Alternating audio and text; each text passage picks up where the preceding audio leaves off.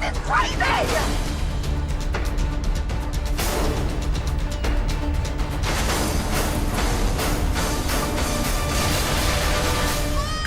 Hey, buddy. Cars don't fly. Hey, cars don't fly. The audience has seen just about everything with all of our fast films, so we really kind of brainstorm amongst all of us to try and figure out what we can do that's different and interesting that will wow the audience. So we sit down and talk about it and go, how are we going to top the next one? The very first stunt sequence that I designed was our heroes parachuting out of the back of a plane in their cars, and at the very last minute, break their parachute and then rescue this particular character. The sequence is so fun. Because it's a team effort, you've got the Roman character and the Tez character there to bring that humor into this. Tez! What are you doing? Wow!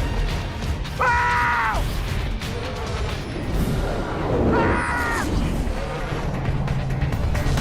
It's pretty cool. Day one, when Sparrow and I were called in to do second unit, they were discussing cars coming out of a C-130. What they didn't really realize was there were so many factors that are more complicated than probably any other sequence I've shot. So we definitely want to be low enough to see the chute opening in front of us. Right on. A number of people came up and said, well, people have thrown cars out of a C-130 before. So we knew it could be done. But how do you get cars coming out of an airplane that you can't control completely Oh my God, look at that. and have helicopters and crew and people down below and be 3 feet away from them and shoot them and do it exciting and safely?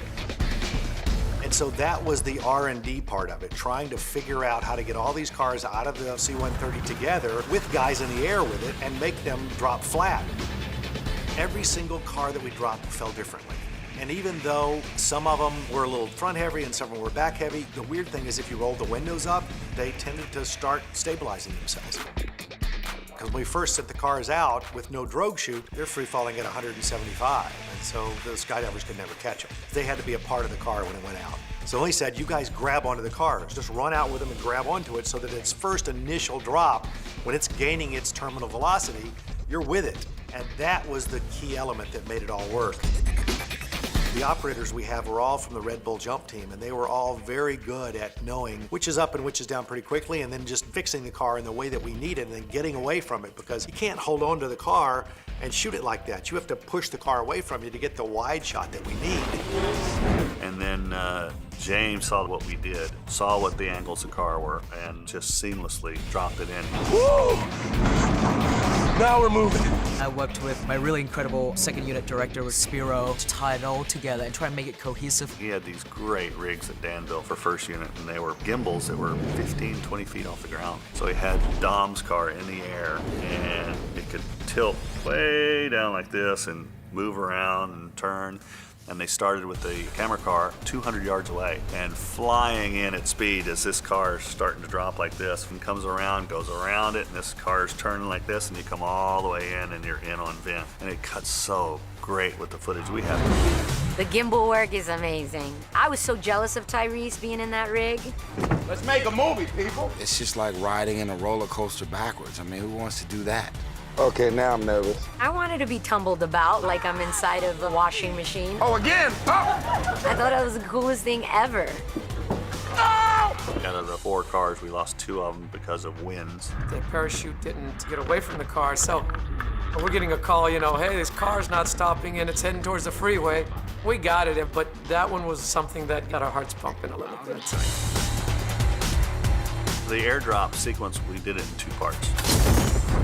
After these cars come out of the airplane, they land on top of a mountain with one road. Letty's gonna lead, followed by Ted.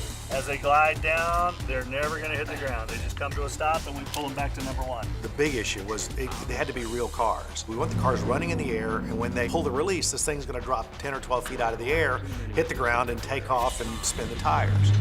So Dan Sudik, our effects coordinator, came up with this trolley idea where he starts one crane very, very high up in the air, and then we pull the car all the way to the very top, which is almost 180, 200 feet up. And I was the first one to test it. So he trips the cable, I start gaining speed coming down this trolley, and as it bows out, then he trips the second one and it drops 12 feet and hits the ground, and I gas it up when we go through.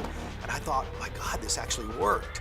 He designed the Slide for Life for 4 of our Hero cars, and huge cranes that we had to put in at Pikes Peak and slide these cars down, and then we'd release them, bounces one time, and they'd hit the road and go.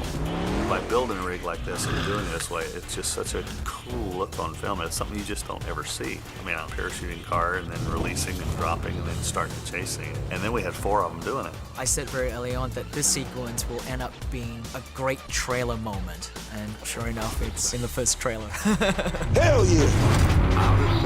Yeah, great, fantastic, awesome.